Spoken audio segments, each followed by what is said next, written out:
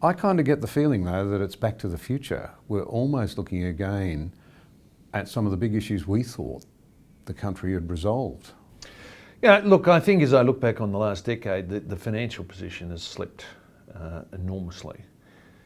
You go back to 2007, 2008, the Commonwealth Government had no debt, no net debt. And I thought that would be a reform that would set the country up for generations. We had money in a future fund, sovereign wealth fund. We were developing assets, again for the future, to set future generations up a long time into the future. And it never occurred to me that 10 years on, after 10 deficit budgets, we would have got ourselves back into the same debt position we'd been in the mid-1990s. The same? Exactly as the a proportion same, of the economy? right. So that, everything that our government paid off, every dollar of debt that we paid off over a 10-year period has been reborrowed again. We've gone right back to where we were. And we paid off debt with 10 surplus budgets. Since that time, governments of both persuasions have reborrowed deficits with reborrowed debt with collectively 10 deficits. So it's been 10 years of surplus, 10 years of deficit, and it never occurred to me we'd be back where we started. But we are, and it's important that we try and explain why that actually matters. Now, when we were sworn in, you and I were there at the same event, same table afterwards. The term, I don't think I'd heard it before then, intergenerational theft came up. And you and John Howard resolved that we were not going to engage and continue in intergenerational theft. And a so-called razor gang was set up. In the first 14 months, I think the 5 or 6 of us sat for something like 5 months of grinding work. It was gruelling. It was gruelling. My memory of a long, cold winter in Canberra, actually. Yeah, well, yes. Intergenerational theft, it strikes at the idea that we have responsibilities for the next generation, and yet young people are probably pretty unaware that that was a real concern on our part. Why does it matter? Well, when you think about government finances, it is pretty simple. If the government spends less than it raises, it's a surplus. It's got money on hand. If the government spends more than it raises, it's got to borrow the difference. You've got to get the money from somewhere to spend more than you actually raise. So you borrow the difference. You take out debt. Now, each year that it does that, it takes out a bit more debt, and the debt accumulates. And if you do it for long enough, over 10 years, you can accumulate up to about $500 billion, which is where we are now. That never goes away. Never goes away. You've got to pay interest on it every year. And then hopefully one day you'll get to actually repaying capital as well. So who's going to be paying that interest? Not the people who are borrowing it now. They're going to be the taxpayers of the future. Who's going to be repaying that capital? Well, not the taxpayers of today, the taxpayers of the future. So the taxpayers of today might be getting the benefit of that expenditure, which is paid for out of debt, but the taxpayers of tomorrow are going to be paying the bill for it. And this is why we can sometimes describe it as intergenerational theft. Today stealing from tomorrow. This is a very important issue because we've seen in America and in Britain, young people have been tempted to vote for grossly irresponsible policies, in my view. In Britain, Corbyn, in America, Sanders, promising things like free education and a whole heap of things that would have cost actually those very young people themselves a massive amount in the future. Well, there's the old adage of Milton Friedman, there's no such thing as a free lunch. When you say a free education, doesn't mean it's just dropped from the heavens and costs nobody. Free education means that you may not have to pay, but somebody's going to pay somewhere. It might be the taxpayer of today, Yep. or it might be the taxpayer of tomorrow So it's not free. that actually pays for it. Because if the taxpayers of today are paying their own way, they'll be paying for the cost of providing education. But if they're not, if the budget's in deficit, they're not even paying for today's services, they'll be taking out debts which will have to be repaid by the taxpayers of tomorrow to actually fund that.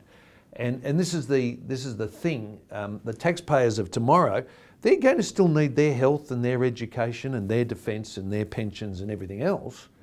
And so they're going to be paying for all their services, but they'll be paying for everything we didn't pay for as well when they're servicing the debts that we ran up. So they're doubly penalised.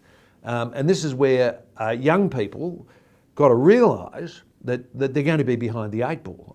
I've always described a low debt policy, a low government debt policy, as a pro-youth policy, right?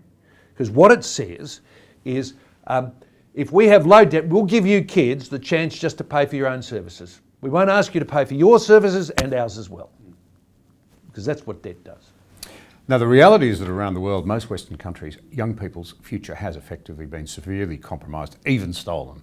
I would argue culturally as well as economically, as a matter of fact, by not only huge debts arising out of the financial crisis that began 10 years ago, but also by massive unfunded liabilities. It's the truth that confronts most young Westerners today. Their future's badly compromised. Intergenerational This is the point. You see, if you're born into a society where the government's carrying big debts, you share part of that debt burden. You're going to be asked through your life not just to pay for your own services, but to pay for previous generations' services as well. You're paying twice, your current generation and past generation. And this is going to mean that young people will face higher tax bills. It will be harder for them to get ahead. And they're coming into a society where they just don't have to fund themselves and their own generation, but they've got to fund one that went before it as well. And this is the difficulty for them. And I think it narrows opportunities, definitely narrows opportunities for those people in the future. And it does make, it's a burden that they'll have to bear, a bigger burden than some of us had to bear, and a bigger burden that they needn't have had to bear if our generation had done better. So there's a number of issues that arise out of that, but before we leave the numbers, many people argue that, look, our debt levels are still relatively low. We have nothing to worry about compared to the rest of the world. It seems to me that that's a bit unrealistic for a few reasons, but I'd be interested in your perspective Well, look, on it. Australia is still better than, for example, the United States or Britain. Our government debt is still lower. Around 20% federal in net terms? Yes, about 20% Compared to America, say? Well, depending on how you measure these things, but America could be sort of 80. Right? And Britain, the same sort of order. Now, why is it low? I'll tell you why it's low, because we paid it all off. We paid it all off by 2007. So as we went into this cycle, it got 20% worse. Yep. Right? It was a faster build-up than those other countries. Yes.